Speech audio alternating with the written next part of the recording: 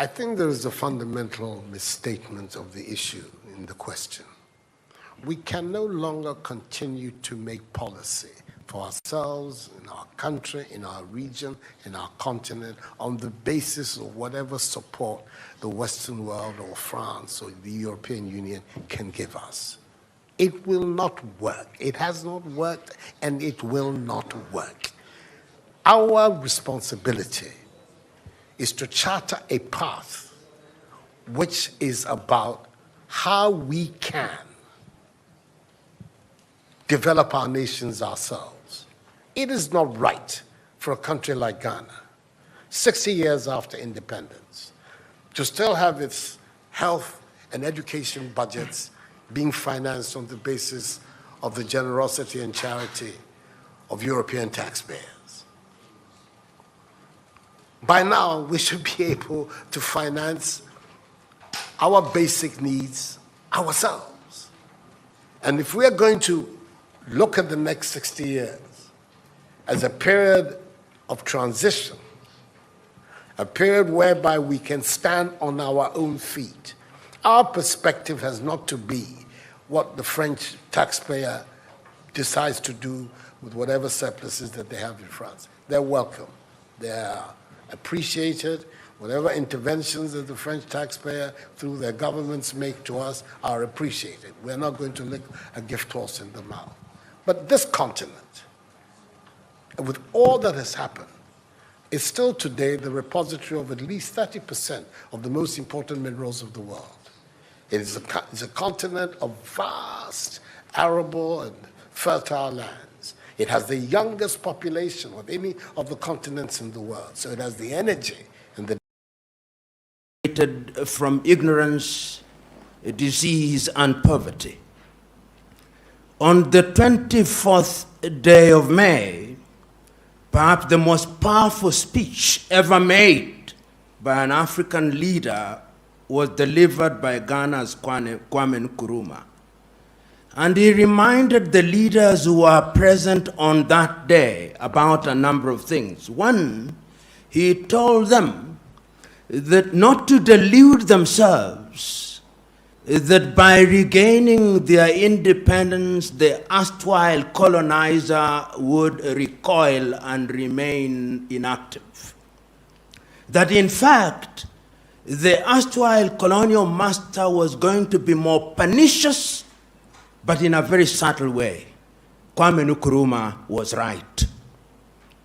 He reminded his audience that going forward it was necessary and indeed urgent that Africans should begin to think as one whole, because if they remained in disunity, they would remain weak and vulnerable and therefore susceptible to manipulation. Kwame Nkrumah was right. He reminded his audience that because many of, if not all, of the African countries were artificial. They were created in Berlin, and the boundaries were artificial. But he urged his audience that they should respect the inviolability of the boundaries, because if they tried to redraw the boundaries, conflict would never end. And that was reinforced in 1964 in Cairo on the dock.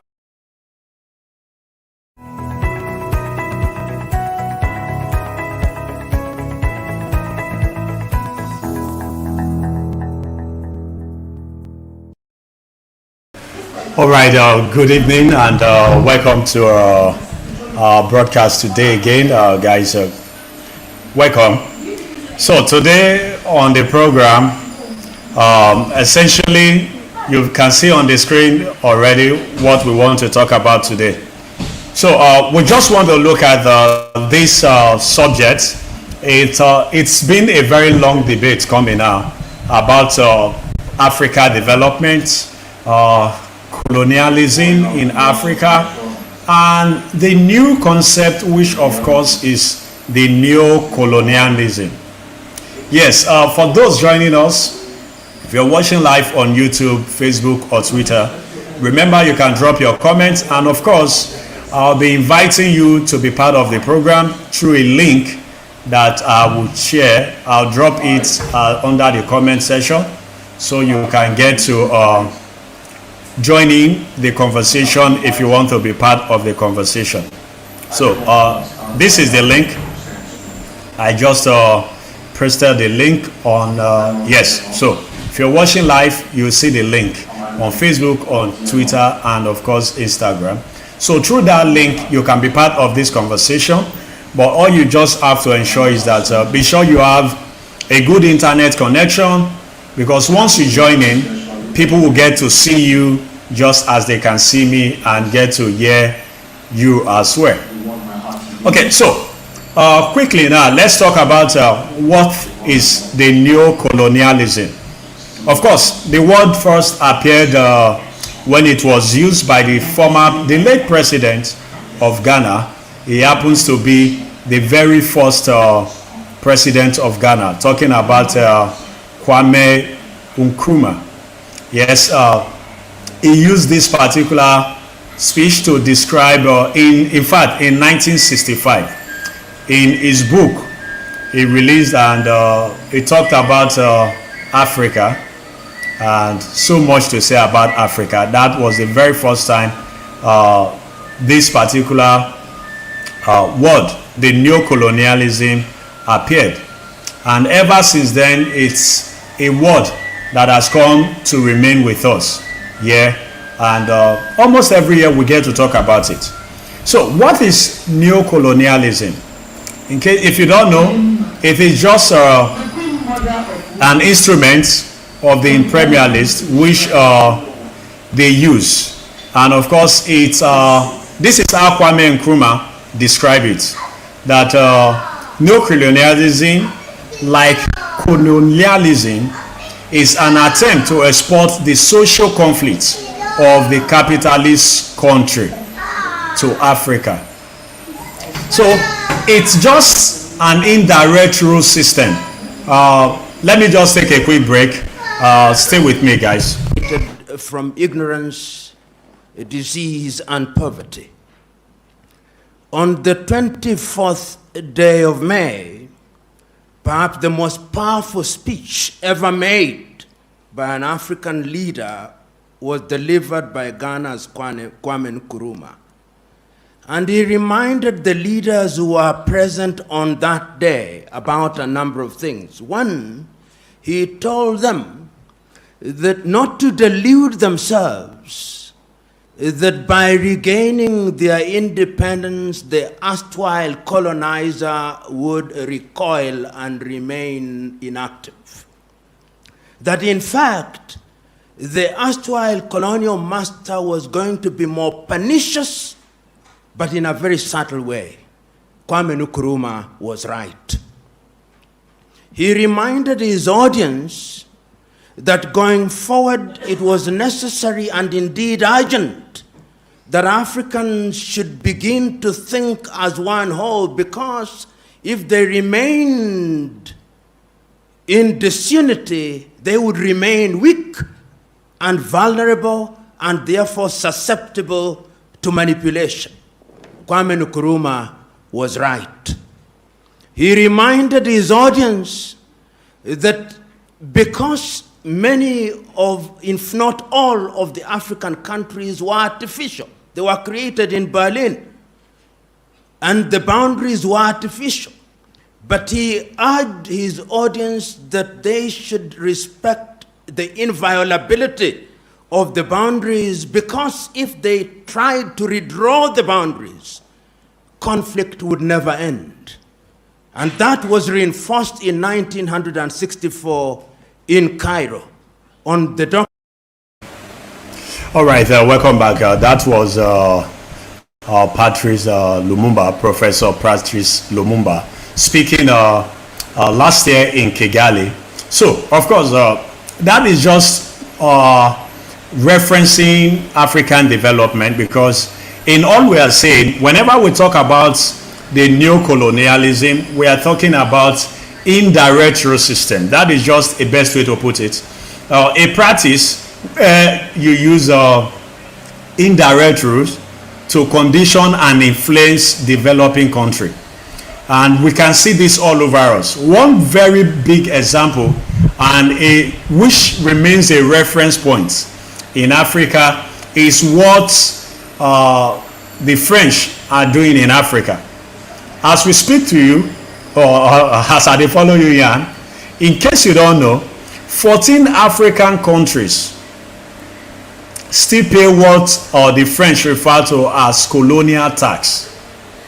You know, for what the French say, these are the benefits, what these 14 African countries benefited by having been colonized by France. So you can imagine. So the date, and now the debate is opening up every day on stopping this. And before now, we had so many leaders in Africa that has risen to stop this mentality and this taxation by the French. And some of them even include the late Thomas Sankara. You remember what happened to him? He died. They used another African to kill Thomas Sankara. And of course, as we have it, the former president of that country talking about Burkina Faso. You know, one particular thing you always remember about Thomas Sankara, one thing he stood against is the issue of debt.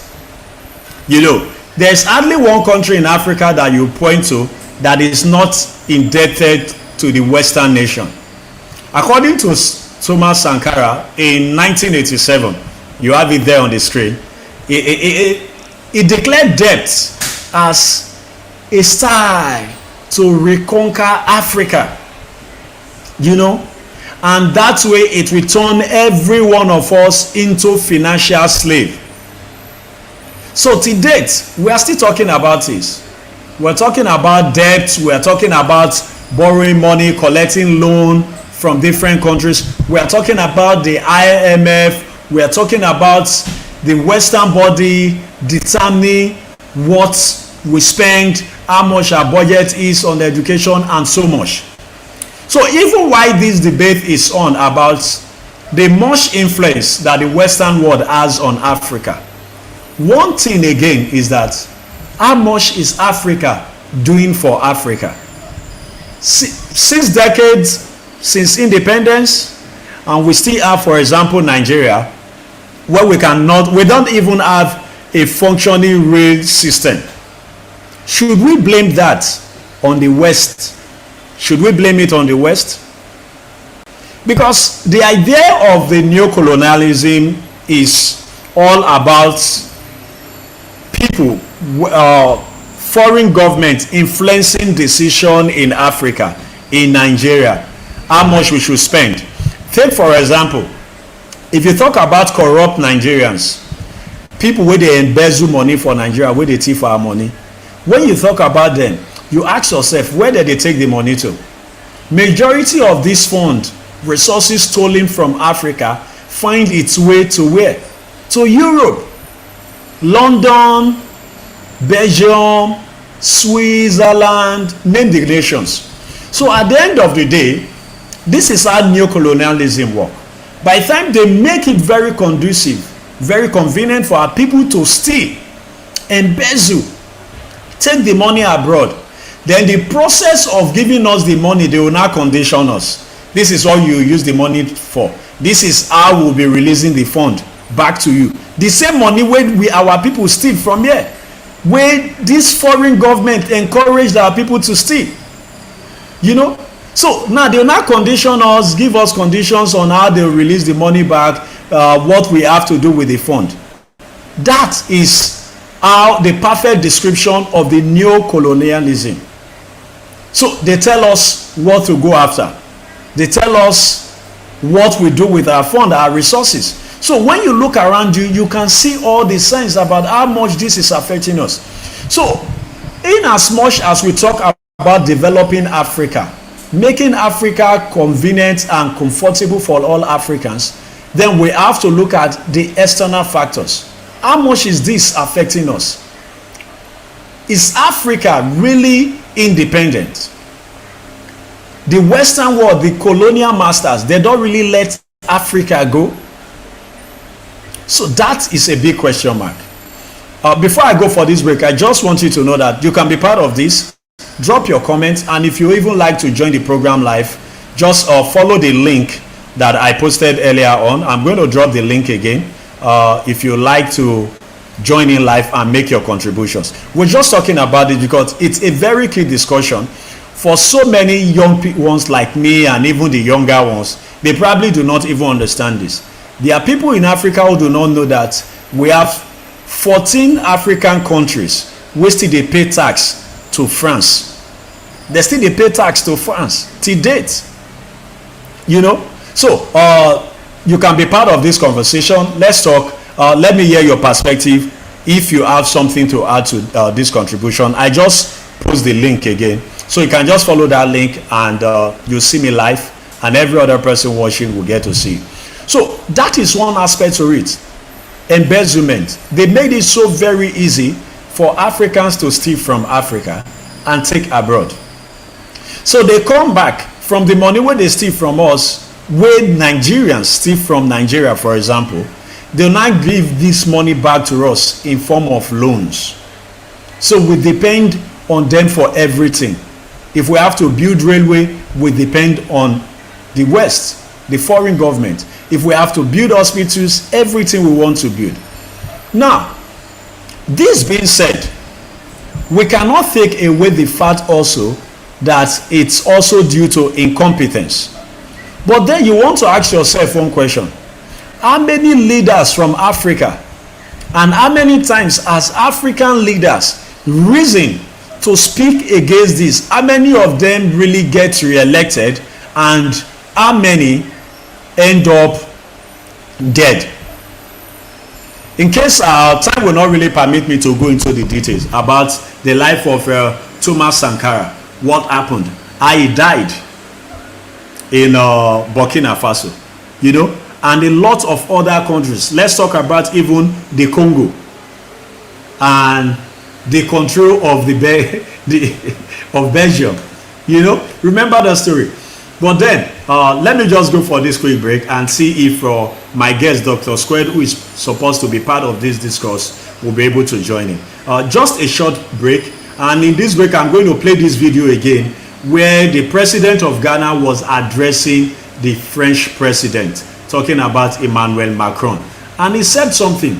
This is very important. Just listen. It's a 2-minute clip, but I might not really play it for the entire 2 minutes. But I just want you to get something from what he had to say, and then together we'll look at charting the course towards African development and how we can really achieve this.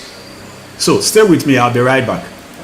I think there is a fundamental misstatement of the issue in the question. We can no longer continue to make policy for ourselves, in our country, in our region, in our continent, on the basis of whatever support the Western world or France or the European Union can give us. It will not work. It has not worked, and it will not work. Our responsibility is to charter a path which is about how we can develop our nations ourselves. It is not right for a country like Ghana, 60 years after independence, to still have its health and education budgets being financed on the basis of the generosity and charity of European taxpayers. By now, we should be able to finance our basic needs ourselves. And if we are going to look at the next 60 years as a period of transition, a period whereby we can stand on our own feet, our perspective has not to be what the French taxpayer decides to do with whatever surpluses that they have in France. They're welcome. They're appreciated. Whatever interventions that the French taxpayer through their governments make to us are appreciated. We're not going to lick a gift horse in the mouth. But this continent, with all that has happened, is still today the repository of at least 30% of the most important minerals of the world. It is a continent of vast, arable, and fertile lands. It has the youngest population of any of the continents in the world. So it has the energy and the... All right, welcome back, guys. Now I have Doktorsquared. He has joined in now. That was the president of Ghana addressing Emmanuel Macron in 2017. So he spoke so much about independence, or the dependence of Africa or African governments on foreign governments, waiting for donations and all of the rest. But then there's this other angle to it. One thing I just want to mention quickly is that the whole concept of the Neo-Colonialism is the use of economic, political, or cultural or otherwise pressure to control or influence other countries, especially former dependents. So we get to understand how this works now. So if we look at the concept of what is going on in Nigeria, what we get to understand with that is that most African countries will not get to grow without support from foreign governments.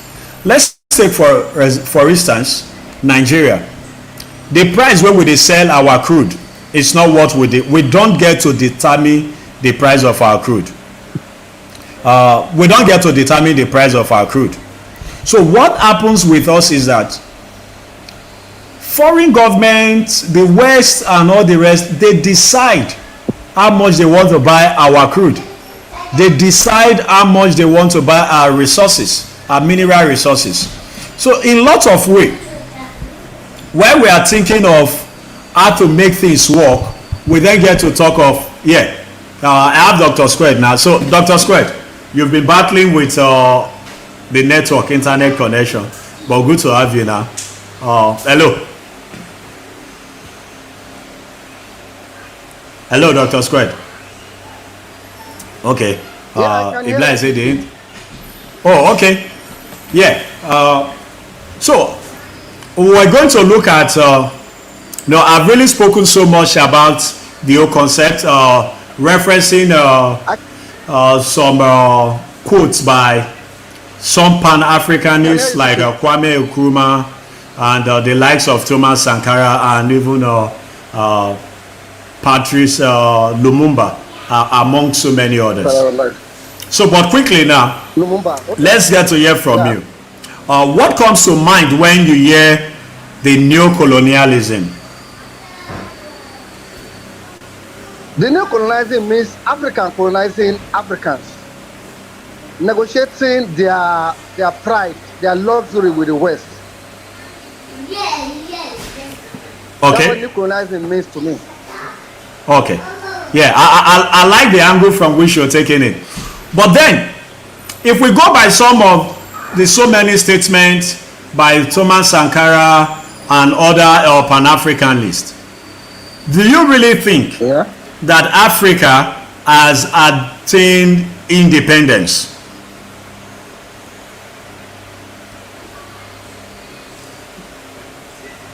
Hello, Doktorsquared. Okay, I don't know. The network is very, very bad. I am definitely sure that it's from your end. So, but what I was trying to say is, I hope if you can hear me, Doktorsquared, let's know. But then, I wanted this to be as interactive as possible, so we get to look at it from all angles and even get to hear from you also. If you are part of this or you have one or two things to say. But then, if you look at some of the things that we've seen across Africa, let's take, for example, what happened in Libya most recently. Remember Libya, the Gaddafi? So, yes, before Gaddafi, the fall of Gaddafi, we understand that to a very reasonable extent, Libya the economy of Libya was so good, fantastic. They enjoy so much. But then again, we have this dissenting voice, those who think that Mama Gaddafi has stayed for too long, that there is need for him to step down. And then the whole idea came to dethrone Mama Gaddafi, which led to what happened in Libya. And to date, we understand that they are still suffering it. Libya never get peace since the West went into Libya. So if we take the example of Libya, could Gaddafi have prevented what happened in Libya? If Gaddafi had stepped down, would he have been able to prevent what happened in Libya? So some Nigerians, some people, not even just Nigerians, Africans, some are of the opinion that, oh, if Gaddafi had stepped down, or maybe what happened in Libya wouldn't have happened. But then, is it Gaddafi that is holding 14 other African countries to ransom? Talk about Niger, talk about Chad, talk Mali, talk Cote d'Ivoire, Benin Republic. These 14 African countries that to date, they still pay tax, what they call the colonial tax, to France. So it is not about what they have to do. For so many of them who had spoken against it, I just mentioned Thomas Sankara, not to even just travel across the continent or calling other individuals. But we have the list. We have a long list of Africans who has opposed the colonial tax and every other activities of the former the colonial masters in Africa. And to date, nothing happened. They die or they get dethroned, they end up in jail. So if you look at some of these other African countries like Togo, where we have,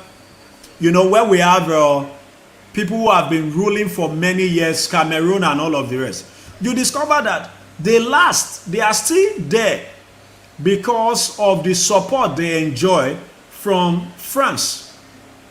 So you continue to rule your country if you do it, you play to the gallery. For example, let me just give you a rundown of the list of African countries which still they pay tax to France. We dey talk Togo, Tunisia, Libya, Cote d'Ivoire, Equatorial Guinea, Madagascar, Guinea-Bissau, Rwanda. The list goes on and on. People where they pay. Mauritania, Burkina Faso, Central African Republic, Chad, Congo. Even years after independence, they pay tax. So if you look at it one way or the other, you discover that most other African countries, including Nigeria, still get ways that we pay to our colonial masters. They influence everything. So the big question is that, how do we put an end to the Neo-Colonialism and fasting the growth and development in Africa? No, we know say we will talk about poor leadership in Africa, presidents and all the rest. But then some of us not really understand which it tie their hand. Apart from the many embezzlement, they embezzle, they steal money. Where did they take the money to? Yeah? Where did they take the money to? So, well, okay, it's 30 minutes already. We just always want to do everything to keep it short and ensure that we don't stay longer than 30 minutes. This is a conversation we'll definitely have another day. I intend for it to be as interactive as possible with Doktorsquared and even you, but I guess the network won't permit us. But in essence, what I'm trying to say is that there are so many factors, apart from the poor leadership we suffer in Africa, talking about our president, our governors, and head of state. One limiting factor is the fact that we are still indirectly being colonized by our colonial masters. So, until we enjoy total freedom, there won't be an end to this. And let me end by saying, Nobody will give you freedom, because freedom is not free. We have to fight for it. We have to continue to change leadership in Africa until we achieve that complete independence, where we get to decide what we want and how we want to govern Africa. My name is Twitwi Ayenowowon. Thank you very much for being a part of this broadcast. I say once again, do have a wonderful day. Bye.